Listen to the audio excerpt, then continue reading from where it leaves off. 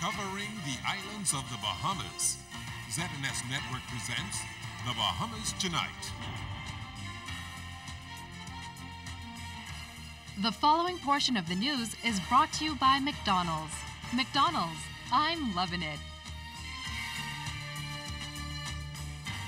Good evening and welcome to The Bahamas Tonight, the National Report. I'm Keishel Adderley. Thanks for joining us. Topping the news tonight, iconic sportsman Thomas Augustus Robinson was laid to rest today. The sports world's finest turned out to bid final farewell to a man they looked to as a forerunner and a father figure. As tributes poured in today, the common theme was Robinson's pace-setting accomplishments, which will outlive the 74-year-old pioneer. Candino Knowles tells us more about the final tribute. He's been hailed the godfather of Bahamian athletics, an accolade many believe is most fitting for the late Thomas A. Robinson, who was laid to rest today at the Eastern Cemetery. Mr. Robinson passed away more than a week ago after losing his battle with cancer. He was 74. During a state-recognized funeral service at Christchurch Cathedral today, he was remembered for his great contribution to the sporting community and his overall contributions to national development. But more than that, Mr. Robinson was saluted for the great legacy he leaves behind. I have already had occasion to publicly lament the passing of my dear friend Tommy Robinson, hailing him as a trailblazing track star of world renown, a mentor and father figure for successive generations of Bahamian athletes, an extraordinarily devoted patriot, and when the full measure of his life is taken, as an icon for the ages. Tommy was and is and shall forever remain all of those things and more.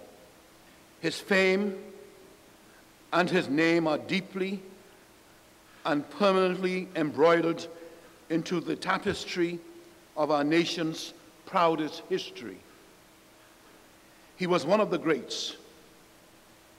His legacy looms larger than his own life.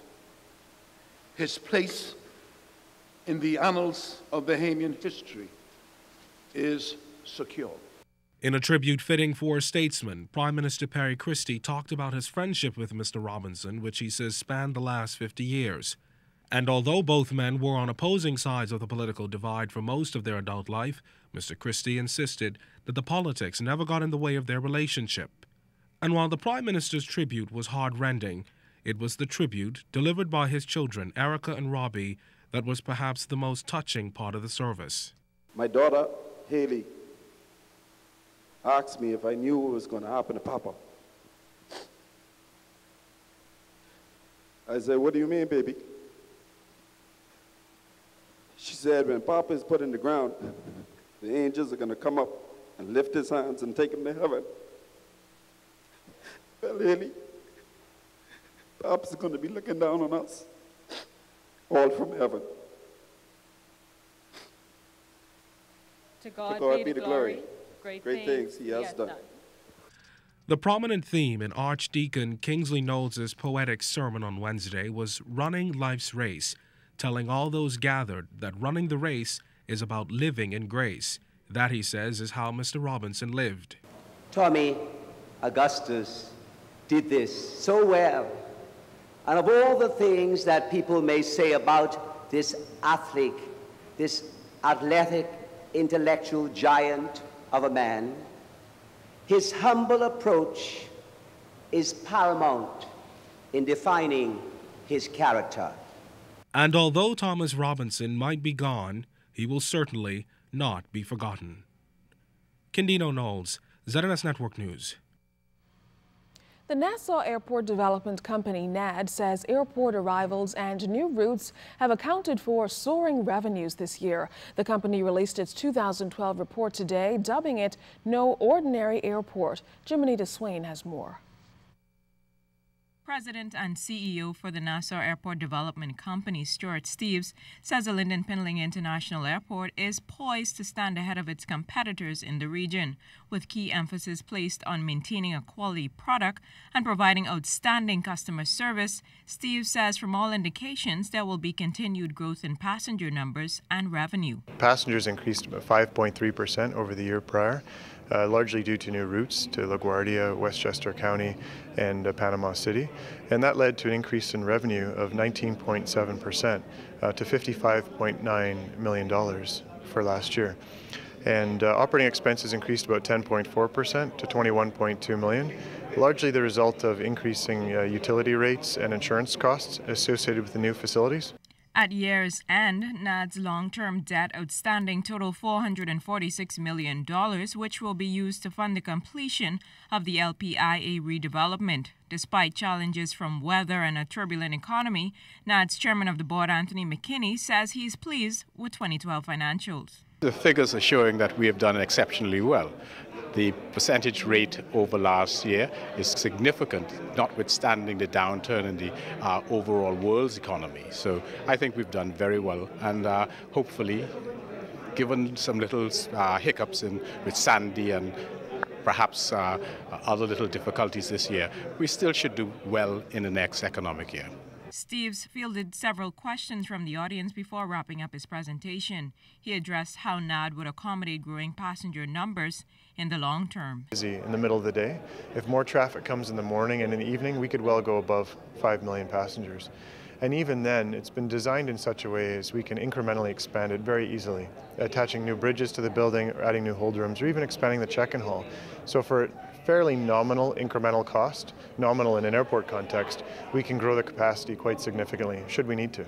Steve says the project construction is 85% complete and it's on schedule and on budget for a fall 2013 completion. Jimenita Swain, ZNS Network News. A company's advisory has been launched to improve the country's ranking as number 77 in the World Bank's IFC report on the ease of doing business. This initiative was launched by the Attorney General, Senator the Honorable Alison Maynard Gibson, during a press conference today. Our Janaea Noel Ferguson was there. With a drastic 8-point drop from 71 to 77 within a year's time in the World Bank's IFC report on the ease of doing business, Attorney General Senator Alison Maynard Gibson insists that proactive steps must be taken to improve the country's position. The details on this chart that I printed out from the internet today about the ranking show that it takes now 10 to 11 days to form a company in the Bahamas. This is simply unacceptable. The fact of the matter is that it is possible to form a company in minutes.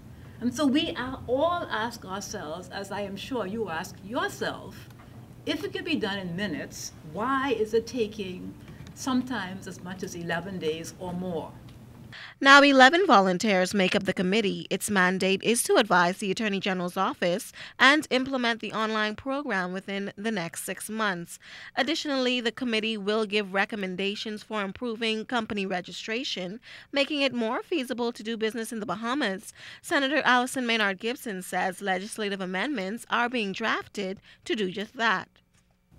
Financial and corporate service providers will be able to then incorporate a company within minutes. They will fill in all the required fields and pay online. This will result in the ability to immediately obtain online a certificate of incorporation. We will also provide the ability for these newly formed companies to file annual returns and pay annual fees online. This will result in the ability to obtain certificates of good standing online in seconds. Meanwhile, Minister of State in the Attorney General's office, Mr. Damian Gomez, says he finds it shocking that the Bahamas has slumped so far behind. The aggressive initiative, he says, will push the Bahamas to the #1 ranking. There are places where incorporations are taking place in 15 minutes, and we are taking more than a week. That certainly does not augur well for our competitiveness, and simply put, it has to stop. IBM, the world leader in business services, has been engaged to implement the system that will allow establishing a business to be done at the click of a button. The committee is being chaired by Donna Smith, who commented, along with CEO of BFSF, on the importance of the program. I see the need to have these changes implemented as a matter of urgency. I know that this will be a success, and I think I can speak on behalf of the committee members. We are all dedicated to ensure that this is a success. We are in an exceptionally highly competitive environment. I think jurisdictions that don't appreciate this, that don't keenly appreciate this, will be left behind. I am very pleased to be a part of this initiative to represent the industry.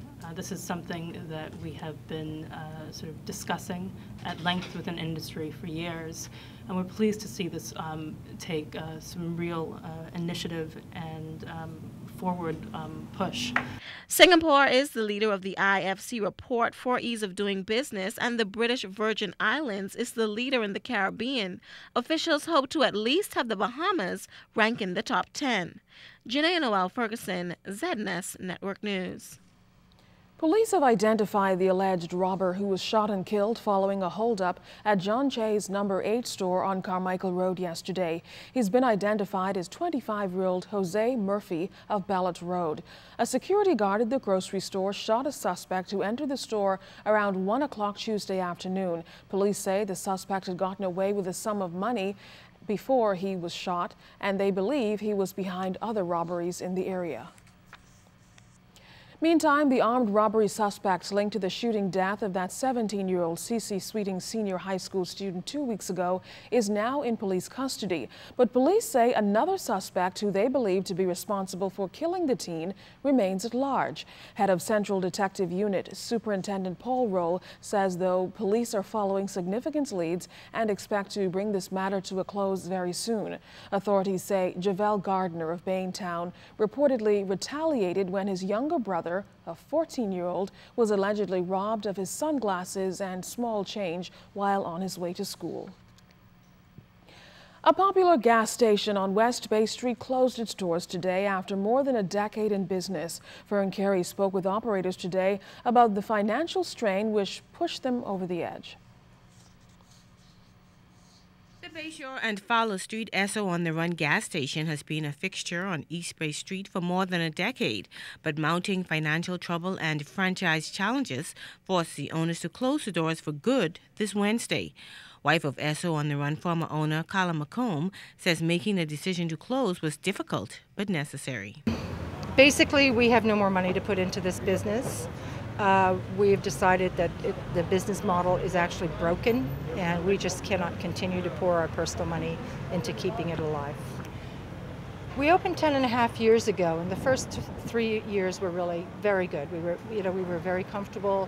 After that, it just started to go downhill. Esso is not really a great franchisor, so we started experiencing problems as they opened more and more on the runs. Competition is not bad, it's not a problem, but everybody has to be doing the same thing to make the model run. McComb explained that their mounting financial trouble was compounded Monday when the dealer changed the delivery schedule and they were not able to get any gas for 24 hours, which meant there was no money coming in. Meantime, she says every effort is being made to help their 20 former employees get other jobs. We want to look after the staff that we've had to let go. They have been paid out according to the law. It's a terrible time of year to have to do it. The final straw was not being able to get fuel on Monday. And we also regret that our wonderful customers around here, we're going to miss them. The unsold food items in the gas station will be donated to the Ranfley Homes for Children. Fern Carey, ZNS Network News. Well, still to come in the Bahamas tonight, the Prime Minister celebrates a huge milestone with an international bank. That story is after the break.